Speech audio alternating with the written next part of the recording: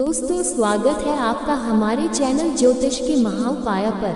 अगर आप हमारे चैनल पर पहली बार विजिट कर रहे हैं तो चैनल को एक बार सब्सक्राइब जरूर करें और साथ ही नोटिफिकेशन ऑन कर लें, जिससे हमारी हर नई वीडियो का नोटिफिकेशन आपको तुरंत मिल सकेगा और आप नई वीडियो तुरंत देख सकेंगे।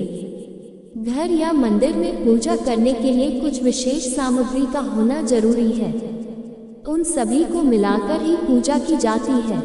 हालांकि पूजा सामग्री तो बहुत सारी होती है, लेकिन हम आपको 20 ऐसी वस्तुएं जो पूजा में काम में लेनी चाहिए। 1. शालग्राम। विष्णु की एक प्रकार की मूर्ति जो प्रायः पत्थर की गोलियों या बतियों आदि के रूप में होती है और उस पर चक्र का चिन्ह बना होता है। जिस शिला पर यह चिन्ह नहीं होता वह पूजन के लिए उपयुक्त नहीं मानी जाती। यह सभी तरह की मूर्तियों से बढ़कर है और सिर्फ इसी की पूजा का विधान है। 2. शिवलिंग। शिव की एक प्रकार की मूर्ति जो प्रायः गोलाकार में जनेऊ धारण किए होती है। इसे शिवलिंग कहा जाता है, अर्थात शिव की ज्योति। यह सभी तरह की मूर्तियों से बढ़कर है और सिर्फ इसी की पूजा का विधान है। शालग्राम और शिवलिंग के घर में होने से घर की ऊर्जा में संतुलन कायम होता है और सभी तरह की शुभता बनी रहती है।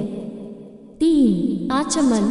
छोटे से तांबे के लोटे में जल भरकर उसमें तुलसी डालकर हमेशा पूजा स्थल पर रखा जाता है। यह जल आचमन का जल कहलाता है। इस जल को 3 बार ग्रहण किया जाता है। माना जाता है कि ऐसे आचमन करने से पूजा का 2 गुना फल मिलता है। 4. पंचामृत। पंचामृत का अर्थ 5 प्रकार के अमृत, दूध, दही, शहद, घी व शुद्ध जल के मिश्रण को पंचामृत कहते हैं। कुछ विद्वान दूध, दही, मधु, घृत और गन्ने के रस से बने द्रव्य को पंचामृत कहते हैं और कुछ दूध, दही, घी, शक्कर, शहद को मिलाकर पंचामृत बनाते हैं। मधुपक में घी नहीं होता है। इस सम्मिश्रण में रोग निवारण गुण विद्यमान होते हैं। यह पुष्टिकारक है। 5. चंदन। चंदन शांति व शीतलता का प्रतीक है। एक चंदन की बट्टी और सिल्ली पूजा स्थल पर रहना चाहिए। चंदन की सुगंध से मन के नकारात्मक विचार समाप्त होते हैं। चंदन को शालग्राम और शिवलिंग पर लगाया जाता है। माथे पर चंदन लगाने में मस्तिष्क शांत भाव में रहता है। 6. अक्षत। अत्यंत श्रम से प्राप्त संपन्नता का प्रतीक है चावल, जिसे अक्षत कहा जाता है। अक्षत अर्पित करने का अर्थ यह है कि अपने वैभव का उपयोग अपने लिए नहीं बल्कि मानव की सेवा के लिए करेंगे। 7. पुष्प। देवी या देवता की मूर्ति के समक्ष फूल अर्पित किए जाते हैं। यह सुंदरता का एहसास जगाने के लिए है। इसका अर्थ है कि हम भीतर और बाहर से सुंदर बने।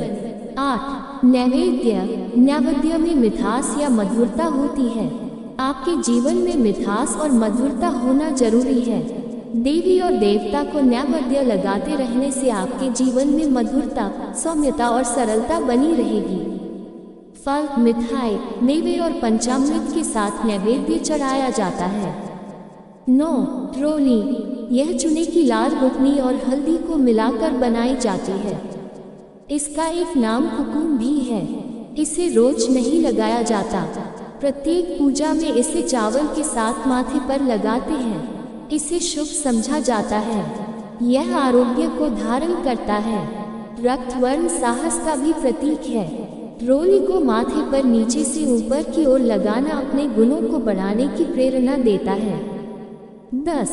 धूप। धूप सुगंध का विस्तार करती है। सुगंध से आपके मन और मस्तिष्क में सकारात्मक भाव और विचारों का जन्म होता है। इससे आपके मन और घर का वातावरण शुद्ध और सुगंधित बनता है। सुगंध का जीवन में बहुत महत्व है। धूप को अगरबत्ती नहीं कहते हैं। घर में अगरबत्ती की जगह धूप जलाएं। धूप जिसमें जलाते हैं उसका एक अलग से पात्र आता है। 11. दीपक। पारंपरिक दीपक मिट्टी का ही होता है। इसमें 5 तत्व हैं: मिट्टी, आकाश, जल, अग्नि और वायु। कहते हैं कि इन 5 तत्वों से ही सृष्टि का निर्माण हुआ है। अतः प्रत्येक हिंदू अनुष्ठान में पंचतत्वों की उपस्थिति अनिवार्य होती है।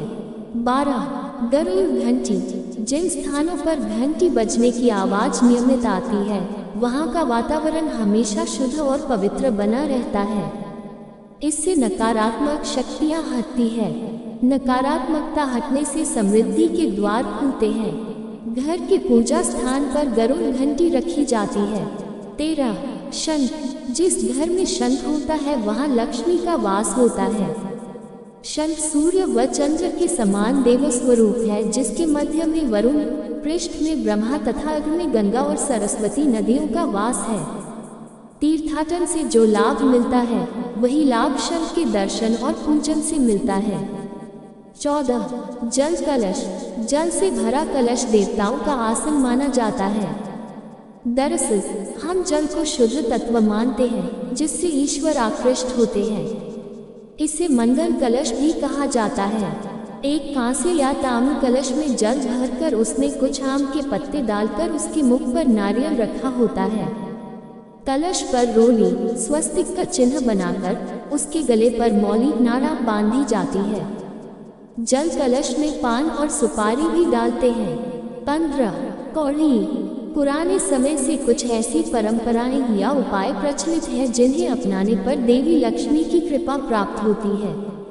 पीली कौड़ी को देवी लक्ष्मी का प्रतीक माना जाता है।